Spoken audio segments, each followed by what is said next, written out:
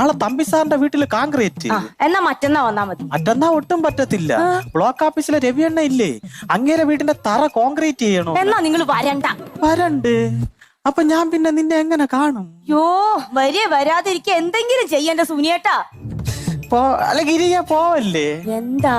പണ്ടാരത്തോട്ടിലെ കുറിണിയപ്പച്ചീരെ മോള വയറ്റുവങ്കാലയ്ക്ക് അമ്മച്ചിയൊക്കെ ചെന്നപ്പോഴേ ഇത് ഇന്നെങ്ങാനും പറഞ്ഞു തീരുവോ? പറയട്ട്, ബന്ധുക്കളെല്ലാം കൂടെ ഒരേ കശാപ്പിശ. അത് വേറൊന്നും അല്ല, സുനി ഇങ്ങനെ നടന്നാ മതിയാ ഒരു കുഞ്ഞിക്കാലൊക്കെ കാണണ്ടേന്ന്.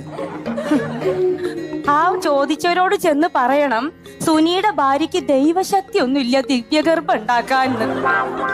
അതിന് ഞാൻ എന്തോ ചെയ്യണം ഗിരിയേ?